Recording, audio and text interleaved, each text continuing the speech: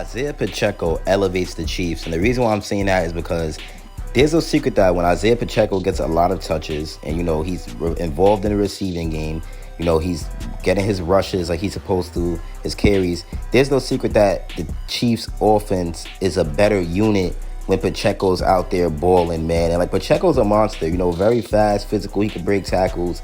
He's like a machine. He just runs through people. Things like that. He could get touchdowns easily. He's easy to use on 3rd and 1, 4th and 1. Like, he's a monster, man. Pacheco is a very good running back.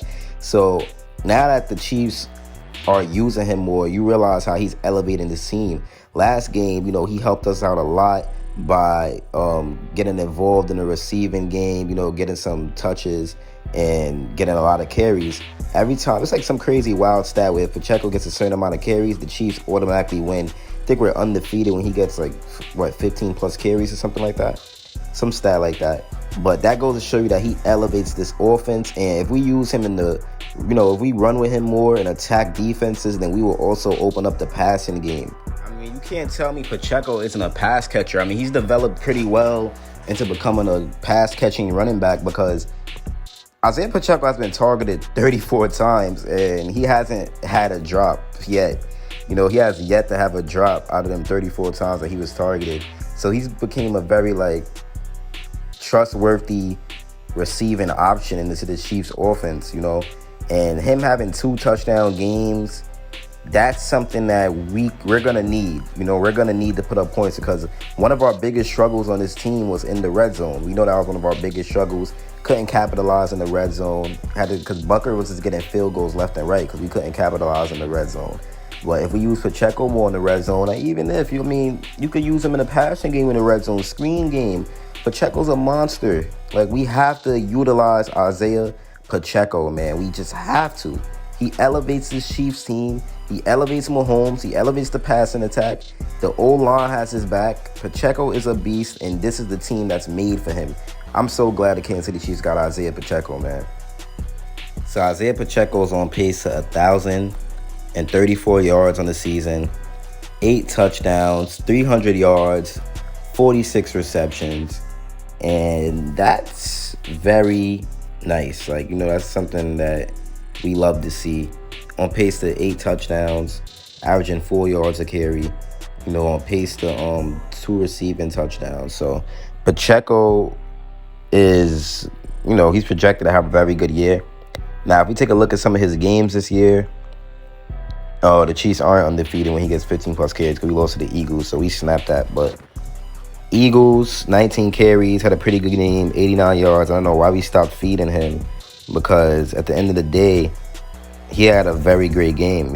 15 carries, 15 carries, 55 yards against the Raiders, 66 yards, 16 carries against the Dolphins, 32 yards, 13 carries against the Chargers. So Pacheco has been getting more carries this year, 12 carries, 70 against the Jags. But my most favorite game by Pacheco this year is 20 carries for 115 rushing yards versus the Jets. And I was at that game to see it, 43 receiving yards. I feel like we should give Pacheco more 20 carry games with 5 reception games because that's when he's his best, and that's when he's just playing to his best ability and helping the Chiefs team as much as he can. Now, I don't really know if the Packers have a good run defense. I don't know if the Packers have a good run defense this year, but I think we should definitely run the ball against them. I got to see what running backs has been doing against the Packers so I could predict if Isiah Pacheco will have a similar game to that. Now, okay, let's take a look. So the Packers played the Lions last game. Now, we know that the Lions won that game, but we know that the Packers won that game. I'm sorry, I'm messing up. I don't really cover other teams like that. And if you look at the Lions rushing stats, Montgomery 15 carries for 71 yards, Gibbs 11 carries for 54 yards. So the Lions have a weak defensive line at stopping the run, even though they got a good defense. I think that we should definitely run the ball, Pacheco. Eckler had 10 carries against them for 64 yards. Even Herbert, 8 carries, 73 yards. So the Packers' run defense is kind of suspect. Jalen Warren had 101 yards against them. Najee Harris, 82 yards.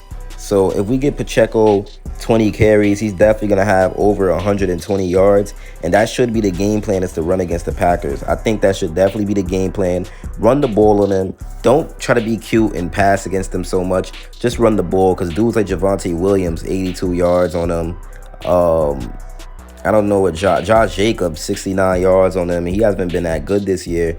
And in the first matchup, Montgomery, 32 carries, 121 yards on him. Shit, we got to get Pacheco 32 carries, so be it. Get Pacheco 32 carries. I don't mind it at all. I don't mind it at all, man. He's a very good player. Very, very good player. Bijan Robinson, 19 carries, 124 yards on the Packers. So the Packers have a horrible run defense, man. Their run defense is very bad.